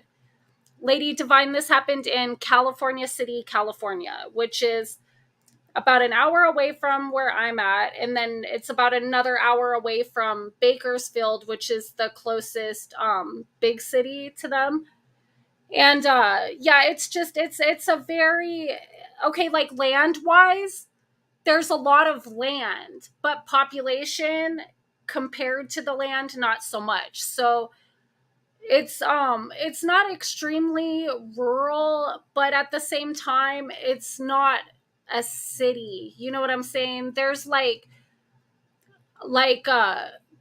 there's a weed shop out there and a gun shop that are owned by the same person. When you first get into the town, you go down the street a little bit, there's like a Dollar General, a Rite Aid, a McDonald's, a Starbucks. And I think that's about it. There's really not fucking anything else out there. Like, there's a bunch of deserts with there's some tumbleweeds, like Arkansas said. But there's like a bunch of, like, little desert neighborhoods that, the houses are not extremely far apart, but they're not really, like, close together neither. You know what I mean? So it's kind of, there's enough going on there that you can get what you need without having to drive too far out of town on a daily basis. But I mean, there's not really clothes stores or, like, a Walmart. Like, there's, you know what I'm saying? Like, your options are still extremely limited. But it's definitely not, like, I mean, if you have a running car, like that you could travel, 50 miles somewhere if you needed like anything besides your essentials, like it would be fine to live out there. But it's still not, it's not a very big town at all. And the crime rate isn't that bad there, to where they had a small police force. But I mean, that's the whole thing too, is that when you're talking about, like, let's say Los Angeles, they would have been more experienced in working with cases like this, that they would have probably taken better notes. They would have logged a lot of things more detailed and accurately. Like, that's the whole thing from what I've been listening to so far, is that they're asking them questions and they're just like, I don't remember, and it wasn't put in any kind of report. And it's like all things that you would think would be common sense that the cops would like take note of and have record of. But this is like the first time for a lot of them that they were dealing with anything like this. So to be fair to them, this kind of just showed up one night out of nowhere on their fucking plate, and they were like, fuck, this is a lot to handle, you know? And they did do a lot of shit that is like, they could have done better, but they weren't prepared at all. And so I kind of feel for them on that. I think that they did the best that they could with what they had and what they knew and what they've been through. And they tried, dude. They really, really fucking tried. Like, I could tell so far. I'm actually a lot more impressed with, even all their fuck ups and all, I'm still impressed with them compared to what I thought in the beginning, compared to what it sounds like from the testimony and shit that was actually happening. Yeah, they're a lot less professional, like a lot less. But at the same time, they're not dealing with murders every day. They're not dealing with missing children. They're not dealing with a lot of shit. You know what I mean? It's like, they even every time that I've ever been to Cal City, because I've been there quite a few times, like I'd say maybe once out of every like 7 or 8 times that I've been there, I might see a cop like on the main highway. And there's literally like one little highway that runs throughout the whole town, which probably spans about, I don't know, 20 miles or so, like this one road. And that's pretty much the road you have to take to get anywhere. And you would think that the cops would have nothing better to do than to just drive up and down and give people tickets and shit, but I still hardly ever seen them. I mean, like, there's really not enough of them probably to give everyone a couple days off a week and then still be covering fucking like investigation shit and you know what I mean, patrolling the streets. Like, it's just, and from what I understand from people I know that lived out there for a long time, like it's really not a lot of crime going on out there. Now, the cases that they do have are like unsolved and shit, but that's because I think they've never really had the resources to solve this shit. Actually, I take that back, because I've looked at their financials and they could have the resources to handle shit better, but they don't put the money into preparing for shit like that. There's a lot of investigation that's been going on with that town too, with like money laundering and embezzlement and shit like that also, like through the feds. And that's, I mean, we could go off on that like a different time, but so yeah, I think that's why like a lot of us were suspicious of them to begin with, like wondering, are they doing their jobs? Do they even care? Like whatever. But is that the population, Arkansas? 14,973. Yeah, that's like nothing. That's, I mean, that's probably like, I don't even know where I live, how much the population is, but I want to say where I live, it's like a couple 100,000 or something compared to that. So, but, yeah, and eventually the case did get taken over by Bakersfield Police Department. We haven't heard anyone from there testify yet. Yeah, why would you change their names?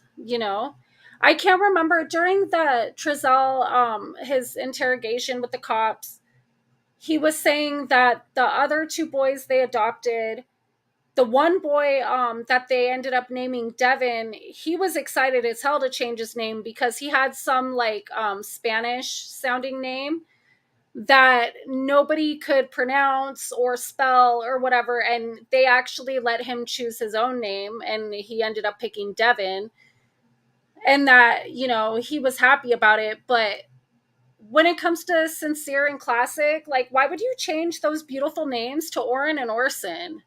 Like, what the fuck is an Oren and Orson? Like, Sincere and Classic, those are beautiful, unique, different names. And it even had the two C's, like, because their oldest two were Adrian and Aiden, and then the next two that they adopted are Damien and Devin. And then you would have Sincere and Classic. Like, they already got like the brothers with the names that start with the same letter thing going on, like, and they're totally different, unique names. I don't know why somebody would change that shit, but I don't even know. So yeah,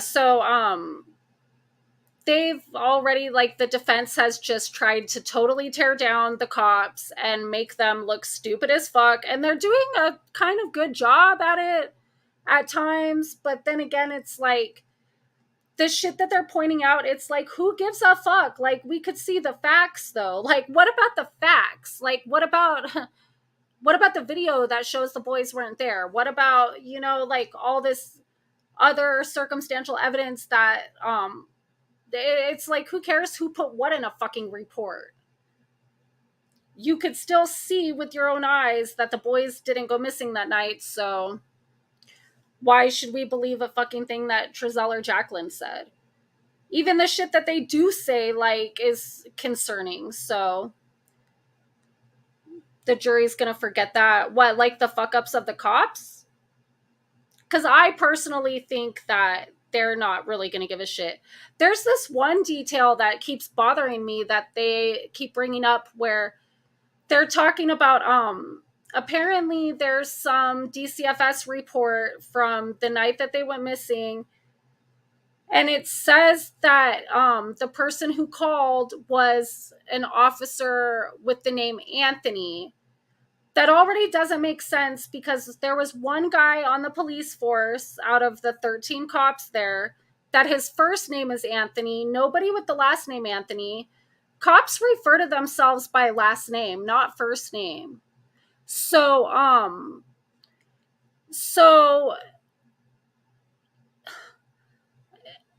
no cop is going to call and say, like, oh yeah, I'm Officer Anthony. Like, no, you're going to identify yourself by your last name. Officer, like, I can't remember his last name, this actual guy, but either way, he's like, I didn't make that phone call.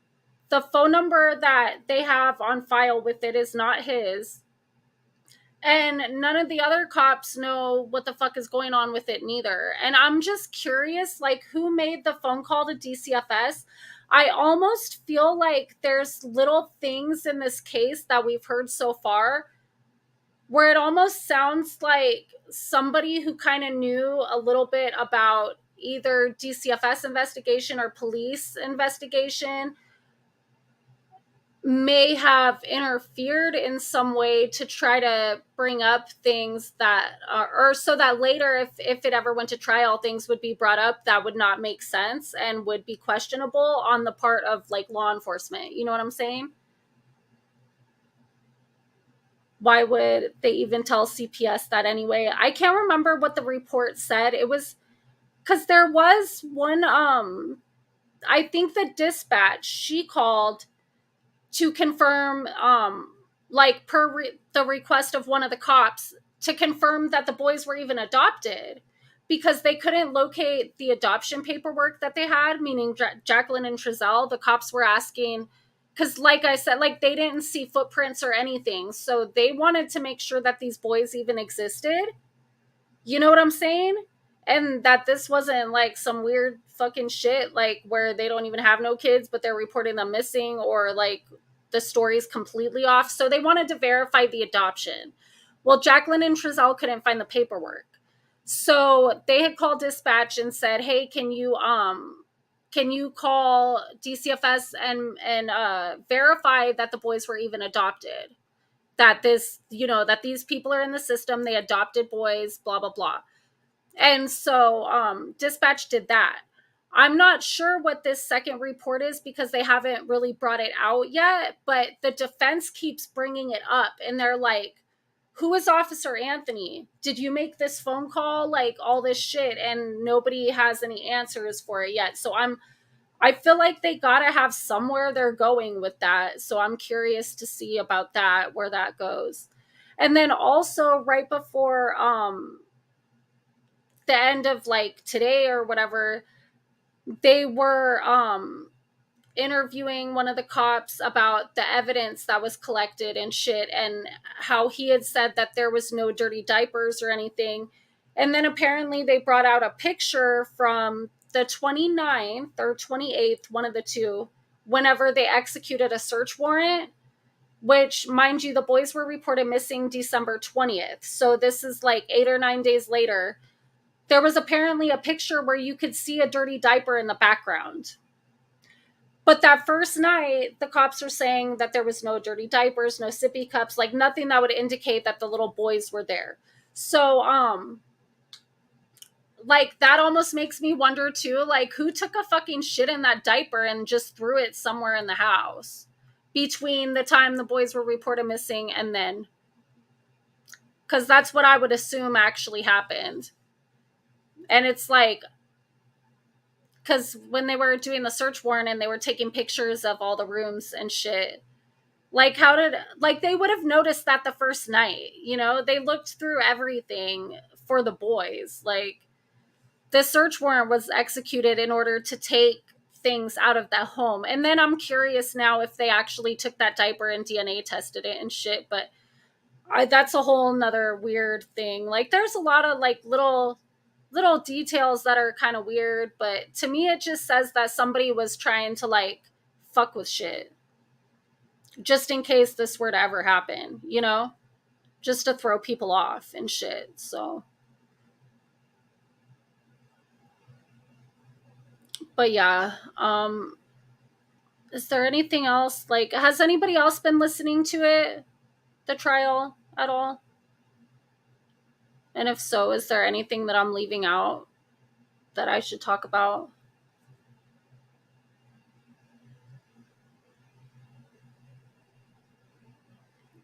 I'm confused about the Christmas gifts. We were originally told they had one each.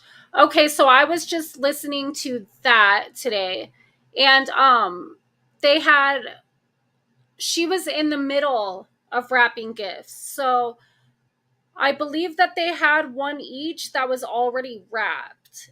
And then they had other toys and shit right there that they claimed were going to be for the boys. And then they also, during the search warrant, all that shit, nobody knows how the presents got unwrapped either. When they're questioning the cops about it, they're like, I don't know who unwrapped it, but they did unwrap it and see that there was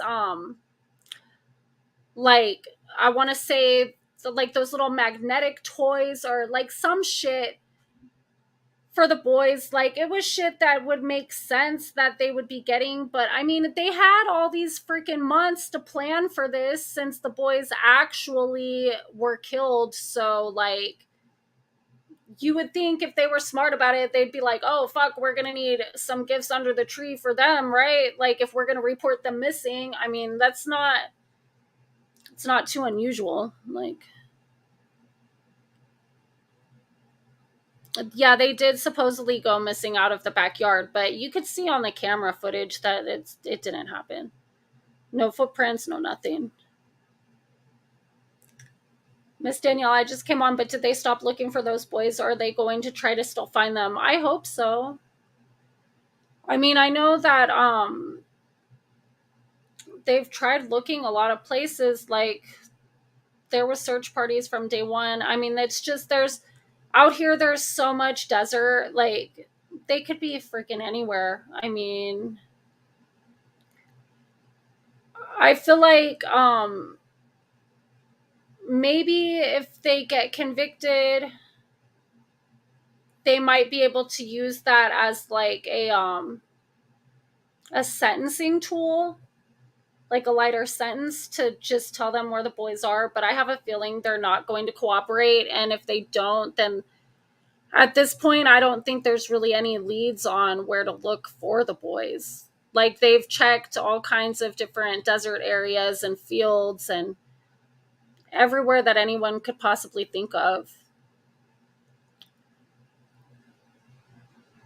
I still want to know why they decided to report them missing then. Maybe family kept asking where they were. That's something I wonder too. Like, why would they report them missing? It doesn't make any sense. But then I was thinking about it and I was like, I wonder if maybe they wanted to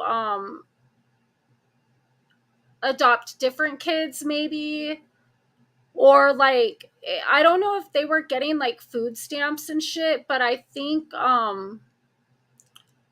if you're getting government assistance in any kind of way, that you have to provide documents of like your kids' physicals or like school shit or something, just to verify that like you're actually taking care of your kids and shit. Like, I know that I've heard people in California, like, I mean, I don't get that kind of shit, so I don't know 100% personally, but I want to say people that I know who have gotten like financial assistance in those kind of ways, I think that they have to provide certain documents on their kids in order to keep the money coming in. So maybe that was a thing, or who knows, or maybe they wanted to adopt more children and get more money, but then it was like, well, fuck, what about, if we go back into fostering, like, they're gonna ask, well, what about the other boys that you had adopted? Or I don't know. Wasn't the bio mother trying to give them gifts? That was in 2019 when she had first lost her parental rights. Bio mom had gifts, but she wouldn't have been allowed to give them since adoption was complete. Yeah, it was the year before that, though. It wasn't that year. It was the year before, when they had, because they were actually officially adopted in, I think, April of 2019. And I think it was the Christmas at that point, like December 2019. It wasn't December 2020. Have the bio parents been trying anything funny? No. They've I've met them, all three of them, because there's two bio dads and then the bio mom. And I've actually looked at these people and looked at them in the eye, and like, it's fucking sad, dude. Like, it's so sad. And they have equalizer butt stuff. Fucking crazy. The bio parents, they've not tried to interfere with anything. They've been blamed for a whole fucking slew of shit by degenerates like fucking Doug, Even after Jacqueline and Trezell were arrested for this shit, Doug was still doing lives about the fucking bio family. He's such a fucking piece of shit, dude. Like, really, bro? Fucking disgusting. But no, the bio family, there's a cousin of the younger boy who is related to the bio dad, and she's been like the face of the biological family for this case. The parents have mostly stayed out of it because they were freaking torn down from day one by, YouTubers and social media and shit. Everybody wanting to know, like, oh, well, if they didn't fucking lose them in the first place, then this and that, without people actually taking the time to, like, have some fucking humanity and listen to the story. And, Liz, Benny, the day that they were arrested, I remember Benny called Steve, AV Watchman, and he was like, I'm sorry, bro, I was wrong. I really believed that Jacqueline and Trezell were innocent. And he was like, I was wrong though. Like that indictment, fuck, like I owe you an apology. And he apologized to Steve. And I mean, Steve might still feel some type of way about him, and you know, that's his right. And I probably would too if I were Steve. But as an outsider watching that and knowing that ever since Benny's not done any fuck shit on this case, the way that like Doug still has, I actually gained a little bit of respect for Benny in that way, because I was like, okay, at least he admitted that he was wrong and he apologized. You know, even though he might have been really, really wrong, it's like sometimes we make mistakes, you know? So I appreciated that he called Steve and went out of his way to give that fucking apology. Like that meant something to me. I don't know. I've been wondering what the latest in this case is. Yeah, KCL, I don't know if you've been here since the beginning, but if not, you could go back and we watched the opening statements from the prosecution and the defense. And I've been kind of like trying to remember the things that I've listened to over the past 3 days and the audio of the trial that have been important. I mean, it's hard to hear some of the stuff, like he's still doing content on, yeah. He'll do content on anything that people will super chat him for. He doesn't actually care about any of these kids. He really doesn't.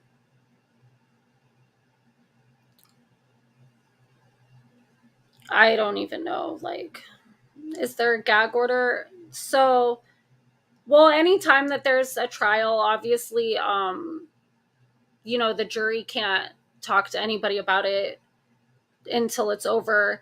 And like, we're not allowed to, like, anybody who goes to the website and listens to the audio, you can only hear it live. You're not supposed to record it or restream it in any kind of way. It is against the law if you do that. And so they have like a notice or whatever when you're scrolling down, and you'll see that it says that you're not allowed to share it. And so I mean, it's kind of a gag order. Like, the media is not allowed to film. There's no video, nothing like that. So I mean, I don't know exactly what you mean by gag order, but I mean, I wish I could share the audio with you guys. Like, I really do. It would be so much easier that way, and I hope that nobody does, you know, and I hope that if somebody were to be so fucking stupid, that the rest of us aren't going to get punished and blocked from being able to hear it anymore. That's what I'm worried about. Do we need to raise you bail money? I mean,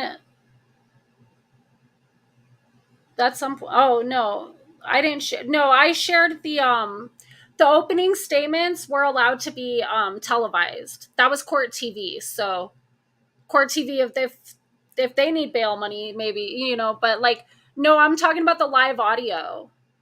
So every day of the trial, you can go to the Kern County website, the Kern County Court website, and it's like you go to the division where they're holding the court for the trial, and then they have a live stream of the audio.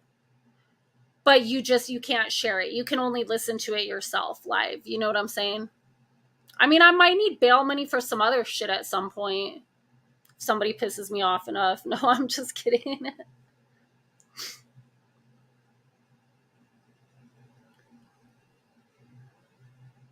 The link I gave you? Oh, no, that's for the, okay, so that's for the audio stream. The link that I had put in the chat earlier, that's for the audio stream for you to listen to live. But court does not resume until April 10th. So for whatever reason, there's no court tomorrow. It's blacked out, and then all next week there's no court. So it'll be the following Monday, which I don't know why, but yes, that is where you can send my bail money, the alchemical goddess.